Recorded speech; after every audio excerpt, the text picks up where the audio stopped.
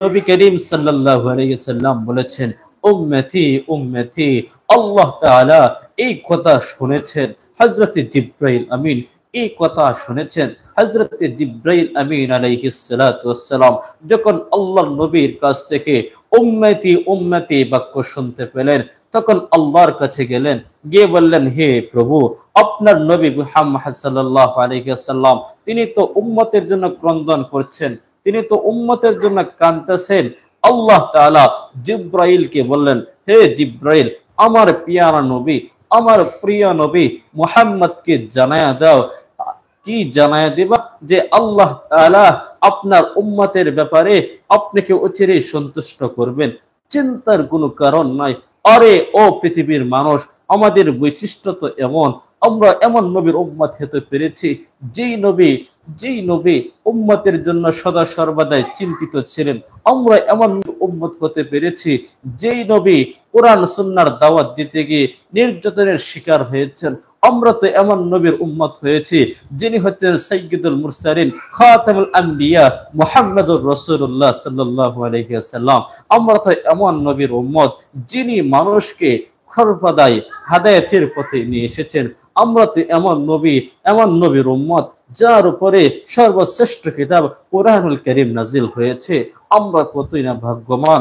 আমরা যদি এই ভাগ্যবান হওয়া, আমরা যদি আমাদের বৈশিষ্ট্যকে, আমাদের খুসুসিয়াতকে ধরে রাখতে পারি, তাহলে আল্লাহ রাব্বুল আলামিন আমাকে আপনাকে কাল হাসরের ময়দানে এমন একটা জান্নাত দান করবে, যেই জান্নাত কোনোদিন কোনো চক্ষু দেখে নাই, যেই জান্নাত কোনোদিন কোনো হাত স্পর্শ করে নাই, এমন জান্নাত কোনোদিন কারো অন্তরের মধ্যে কল্পনা জল্পনাও আসে নাই, এমন একটা সুন্দর জান্নাত আল্লাহ আমাকে আপনাকে দান করবেন।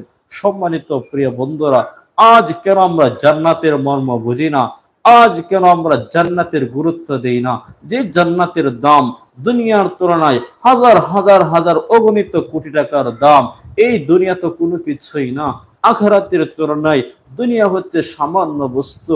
এই সামান্য বস্তু নিয়ে আজ আমরা নিজেদেরকে গর্ব করি, নিজেদেরকে অনেক দামি মনে করি, অনেক কিছু সফলতার মানদণ্ডে উপনীত করি।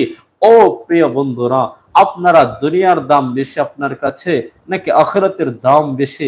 নিজে ডিসিশন নেন, সিদ্ধান্ত আপনার কাছে। আপনি ভালো কোনটা আর মন্দ কোনটা আপনি জেনে নেন।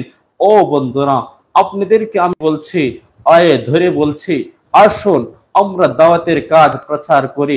আজ দাওয়াতের কাজ না থাকার কারণে দিন কি জিনিস মানুষ বুঝছে না। আজ দাওয়াতের কাজ না থাকার কারণে মসজিদ গুলো পরিপূর্ণ ভর্তি হচ্ছে, পরিপূর্ণ ভরে না।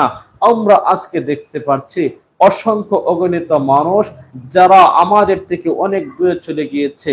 আজকে আমরা মানুষের সাথে মিশতে চাই না, অথচ আমাদের নবীজি কাফের, মুশরিক, ইমানদার, বেঈমান সকলের সাথে মিশেছেন, তাদেরকে দ্বীনের দাওয়াত দিয়েছেন। যার কারণে তো মদিনার মধ্যে দ্বীন চমকে গেছে, মক্কা পর্যন্ত বিজয় হয়ে গিয়েছে। কেন? মানুষকে দাওয়াতের কাজ করেছেন। তারা